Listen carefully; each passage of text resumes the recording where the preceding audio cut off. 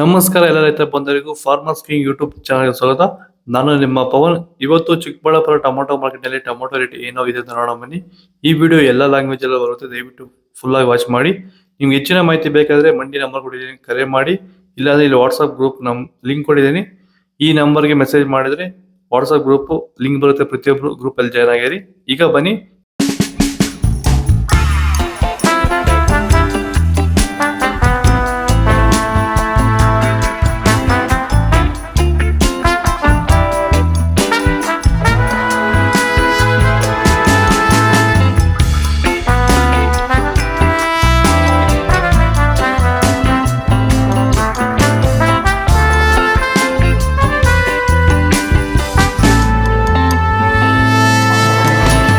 ಚನ್ಮರಿಯಪ್ಪ ಅಂತ ಮಲ್ಸಂದ್ರ ವಿಲೇಜು, ನರಸಾಪುರ ಹೋಬಳಿ, ಕೋಲಾರ ತಾಲೂಕು.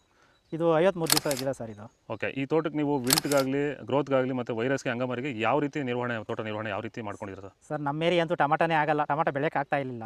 ಅದರಿಂದ ವೈರಿಗೆ ನಮ್ಮ ಮನೆ ಬೆಳೆನಲ್ಲೇ ಗೊತ್ತಾಯ್ತಿದ್ದು. ಆರು ಉಣಿದ ಮೇಲೆ 5 ದಿವಸ ಡ್ರಂಚಿಂಗು ಮಾಡಿದೆ. ಆಮೇಲೆ ವಾರಕ್ಕೆ 10 ದಿವಸಕ್ಕೆ ಒಂದ್ಸರಿ ವೈರಿಗಾನ್ ಮಾಡ್ತಾಯಿದ್ದೀನಿ. ಪ್ಲಾಂಟ್ ವಿಲ್ಲು ಒಂದು ವಾರಕ್ಕೆ ಒಂದ್ಸರಿ ಬಿಡ್ತಾಯಿದ್ದೀನಿ.